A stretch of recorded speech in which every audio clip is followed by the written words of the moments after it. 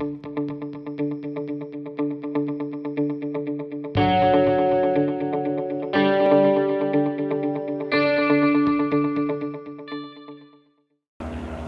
everybody, and I hope you're keeping well. And today I'll be talking about part 2 of my top 10 tips for mental well-being. So first of all, if you haven't checked out part 1, please do so. It should be in the description down below, and there I'll give you my first 5 tips of good mental well-being. So be sure to check that out. Tip number 1 for today and tip number 6 for the video is to try to keep on top of your social interactions. Make an effort to maintain good relationships and talk to people whenever you get the chance. Having friends and family is important not just for your self-esteem, but also for giving you support when you're not feeling your best. Getting out and talking to people, whether it's for a coffee, for a walk, or even just going to talk to someone in the shop, will give you a boost that you need. I know this can be hard and sometimes people just want to be by themselves and not really go out, but it's important to keep up your social interaction and not isolate yourself, otherwise it's just not gonna make you feel any better and it's not good for your well-being. My next tip for today is in regards to your physical activity. As you know, this section is very important to me and also great for social interaction as well. So participation in physical activity can increase our self-esteem and can reduce stress and anxiety. It also plays a role in preventing the development of mental health problems and also improves mental well-being. Being active releases chemicals in your brain that make you feel good. This also helps with your concentration and also helps with your sleep and makes you feel better.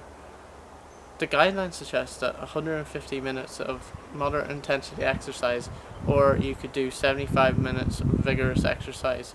So moderate exercise would be going on a brisk walk, or vigorous exercise might be going on a run or something similar.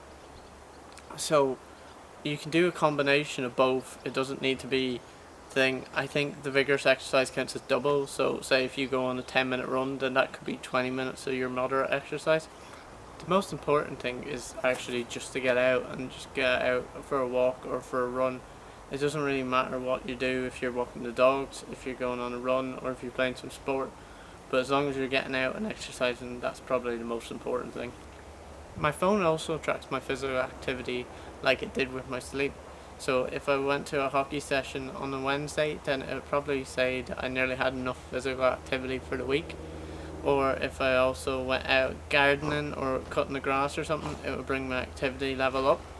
So yesterday I cut the grass in the morning, and as you can see from my phone here, that suggests that I've done 94 minutes of my exercise for the week, and that was just cutting the grass. So even just getting out in the garden and doing some gardening will bring up your physical activity levels.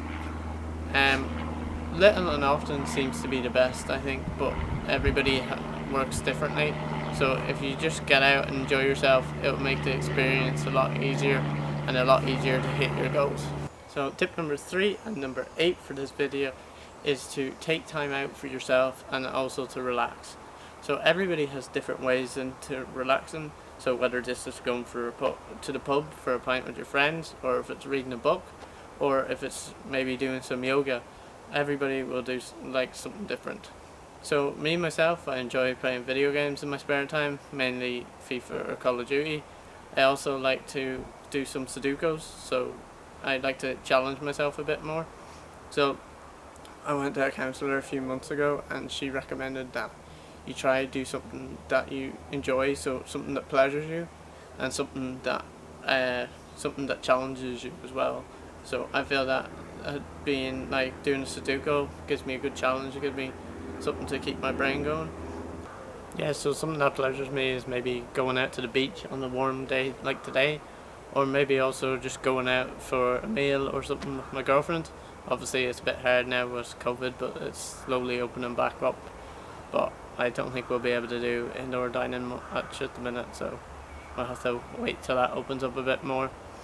I've also found Jerry Hussey's meditation quite helpful and a good way to relax. So I'll leave a link to this thing down in the description. It's called the Soul Space Experience. So during lockdown he was doing one meditation a week on a Sunday, and he would just do it for maybe half an hour to an hour. By doing this, it just gave everybody a chance to put some time away during the week and to relax for that minute and maybe reflect a bit on their week.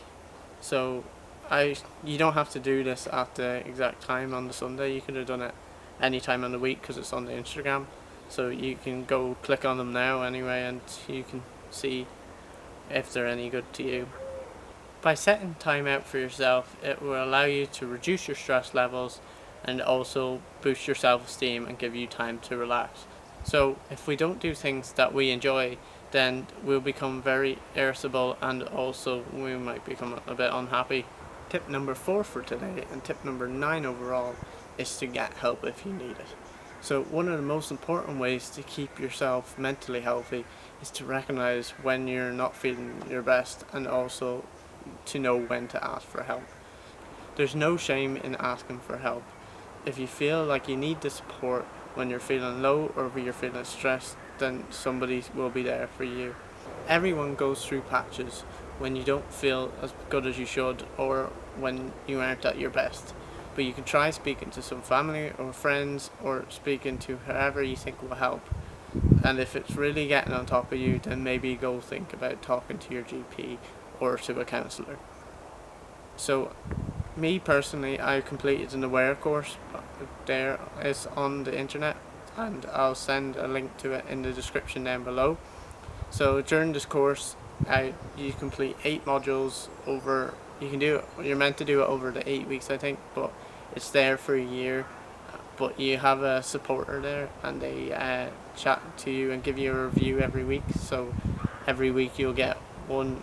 You can send them messages, or you can share progress share whatever you've done to them, and they'll give you feedback and help you through the program. This course mainly talked about the life skills that you could learn. So it mainly talked through depression, anxiety, and also stress.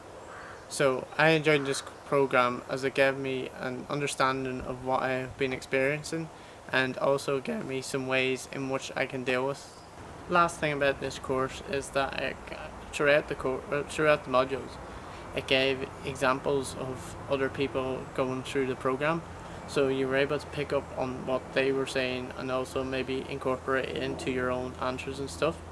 So it also showed you that you're not alone through the process, with the supporter being there, and also with all the examples and stuff. You can take that and use that on your own skills and experience that you learned throughout the course. Tip number 5 for today, and the last tip in these videos, is to be yourself. So over the last few videos, I've been giving you tips and ways to improve your mental health well-being, but like I say, it's not all one size fits all.